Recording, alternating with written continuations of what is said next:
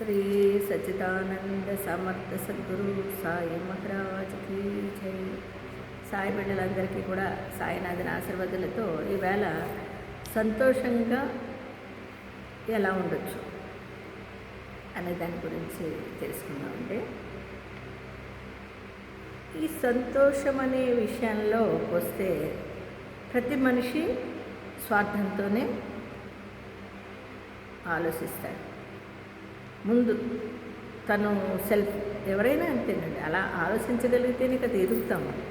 లేకపోతే ఎట్లా? మనం ఏం చేయాలనుకున్నాం, మనలో స్వార్థం లేకపోతే ఏం చేయలేం కదా. ఈ స్వార్థం అనేది ఉండాలి.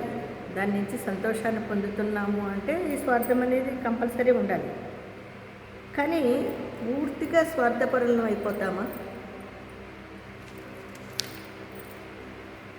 పూర్తిగా స్వార్థపరులు అవ్వకూడదు.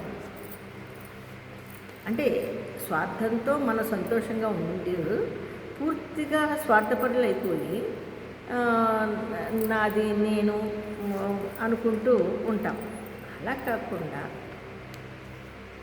బయట వాళ్ళు కూడా, అంటే మన స్నేహితులు అవ్వచ్చు, ఇంకొకరు అవ్వచ్చు, ఎవరి గురించి అయినా సరే మనము ఒక్కొక్కసారి ఆలోచిస్తూ ఉండాలి. స్వార్థం ఉండాలి. స్వార్థంలో మనం సంతోషంగా ఉంటాము. కానీ పూర్తిగా స్వార్థపరులు అయిపోతే ఈ మానవ జీవితానికి పరమార్థమే ఉందండి. కాబట్టి ఇతరుల గురించి కూడా ఆలోచిస్తాం. అలాగని ఇతరుల గురించి ఆలోచించి మనం వాళ్ళకి ఏదో చేసేస్తామని కాదు.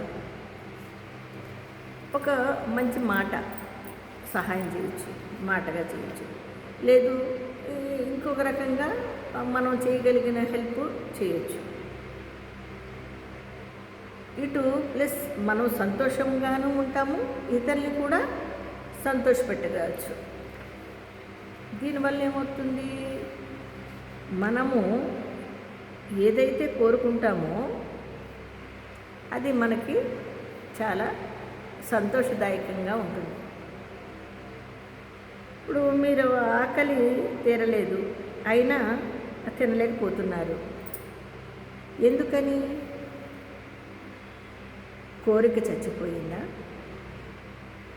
ఆశతో కాక అవసరం కోసమే ఏదైనా చేస్తామా?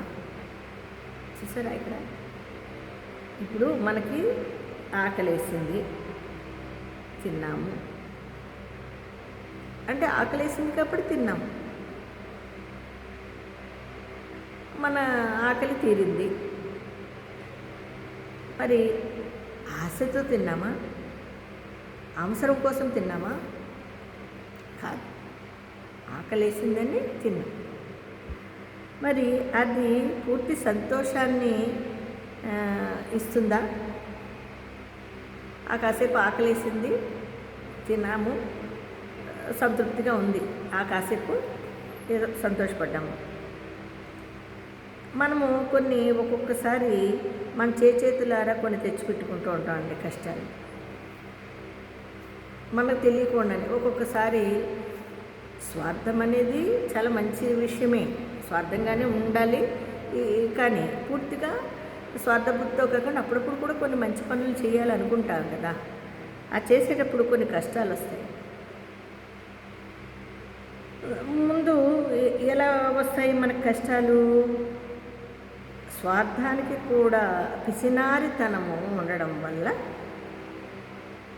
పూర్తిగా స్వార్థపరులు అయిపోకుండా ఉండాలి. ఈ స్వార్థ బుద్ధితో పాటు మనకి ఏమైపోతుందండి? పిసినారితనం అనేది అసలు ఉండకూడదు. దానివల్ల ఏమవుతుంది? మనము వేరే మార్గంలోకి వెళ్ళలేం. కాబట్టి పిసినారితనాన్ని మనము అలవర్చుకుంటే కనుక దాని నుంచి మనము చాలా కష్టాలని కొని తెచ్చుకుంటాం. చూడండి, ఇక్కడ ఒక భక్తుడికి కొడుక్కి జ్వరం వస్తుంది. స్కూల్కి వెళ్తాడు. ఆ పిల్లవాడు వైరల్ ఫీవర్ అంటారు కదా, వైరల్ ఫీవర్లా వస్తుంది. ఆ ఫీవరు రావడము, ఆడ స్కూల్కి వెళ్ళడము, ఉన్న పిల్లలకి అది అంటడము జరుగుతుంది, ఆ వైరల్. దానివల్ల ఏమవుతుంది, చాలామంది పిల్లలు చాలా ఇబ్బంది పడుతూ బాధపడుతూ ఉంటారు. ఒక డాక్టర్ దగ్గరికి ఈ జ్వరాలు వచ్చిన వాళ్ళందరూ వెళ్తారు, వాడు ఆదాయం పెరుగుతుంది. చూసారు ఇక్కడ, జ్వరం మనకి ట్రీట్మెంట్ చేసడం వల్ల ఇదంతా పెరుగుతుంది. ఫస్ట్ జ్వరం వచ్చిన తీసుకెళ్ళిన తండ్రి, నా బిడ్డ వల్ల కదా నీకు ఇంతమంది జ్వరం పాలయ్యి నీ దగ్గరికి ట్రీట్మెంట్కి వచ్చారు. ఆ డాక్టర్ని అడుగుతాడండి, నా కొడుక్కి ఉచితంగా నువ్వు చేయాలి. చూడండి ఎంత స్వార్థం. అది స్వార్థం అంటే ఎట్లా ఉంటుందంటే, చూడండి అక్కడ జ్వరం వచ్చింది, జ్వరం రావడం వల్ల వీళ్ళ అబ్బాయి ఆ స్కూల్కి వెళ్ళడం వల్ల అందరికీ జ్వరాలు రావడం వల్ల వాళ్ళందరూ కూడా నీ దగ్గరికి రావడం వల్ల నీ ఆదాయం పెరిగింది. అప్పుడు నాకు నువ్వు ఉచితంగా చెయ్యాలి, నా కొడుక్కి నువ్వు ఉచితంగా ట్రీట్మెంట్ చేయాలి అంటే ఇది ఇక్కడది. ఇప్పుడు తను ఒక డాక్టర్గా తను కూడా మందులు కొనుక్కోవాలి, మరి పాపం వీళ్ళందరికీ ట్రీట్ చేయాలి. వృత్తిరీత్యా అతను కూడా స్వార్థంతో డబ్బులు సంపాదించుకోవాలి, అంతే కదా.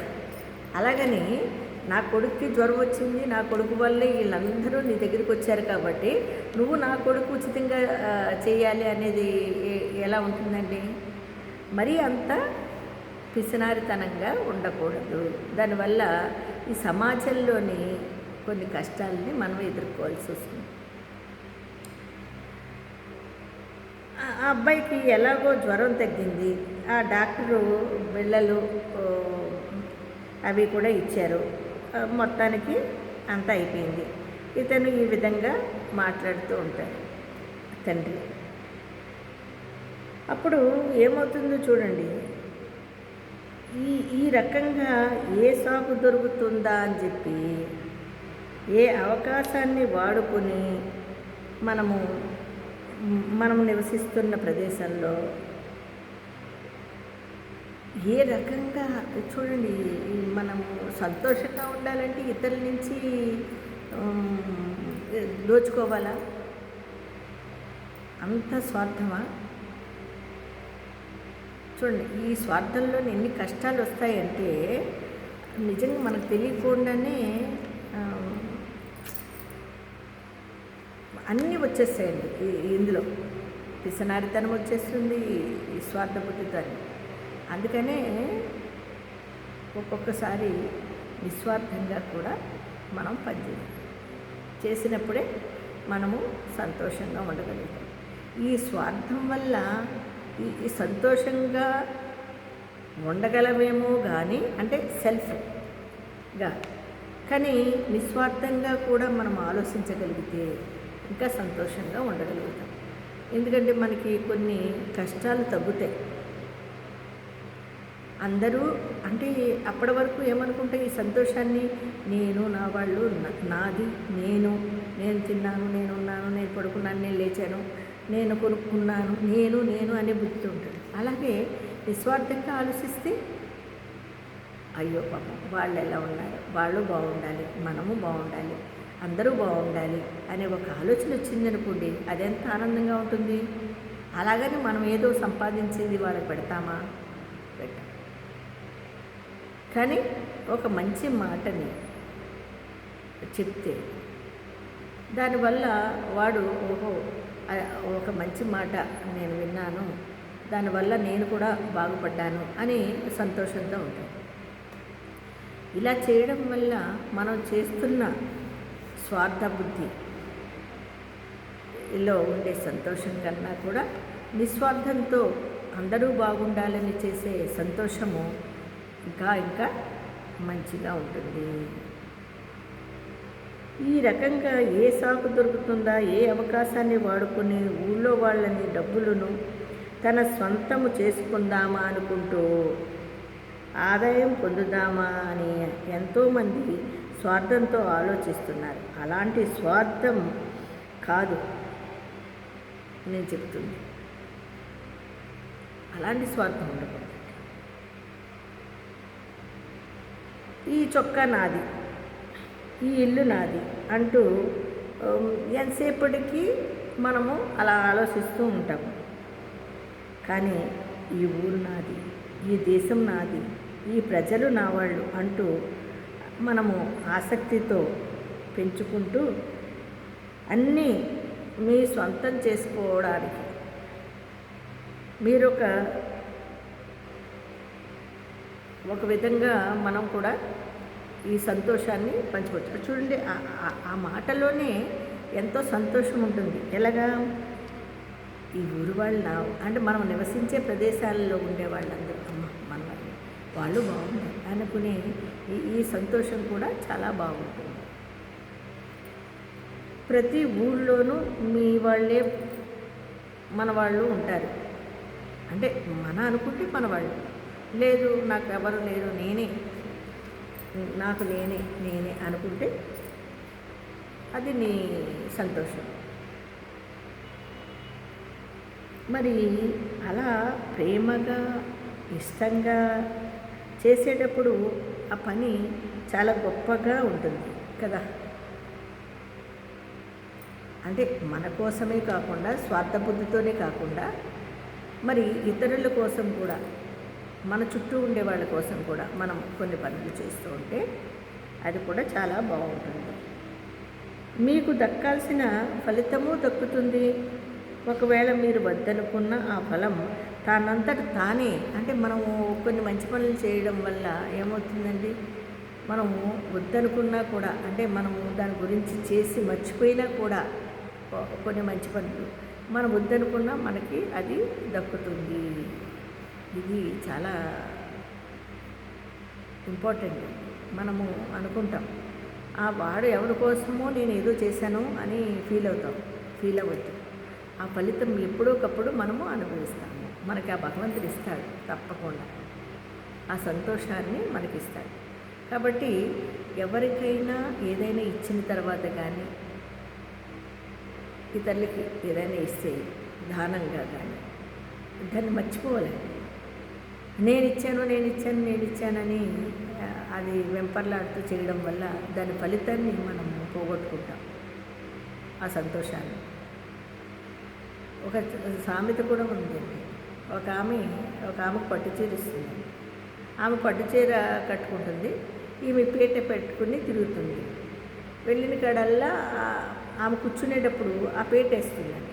ఇదివరకు పీటల మీద కూర్చునేవారు కదండి, ఇప్పుడు కుర్చీలు డైనింగ్ టేబుల్లో వచ్చింది. ఏంటి అంటే ఆమె పేటేస్తుంది ఏంటి, ఆమె కూర్చున్నా కాడల్లా అనుకున్నప్పుడు ఎవరొకరు ఇంట్రెస్ట్గా ఉంటుంది కదండి, అడుగుతారు కదా. ఇది నా చీర అండి, ఈమె కట్టుకుంది, అందుకని అది నలిగిపోకుండా మాసిపోకుండా నేను పేటేస్తున్నాను. చూసారా? అంటే ఇందులోని స్వార్థమా సంతోషమా?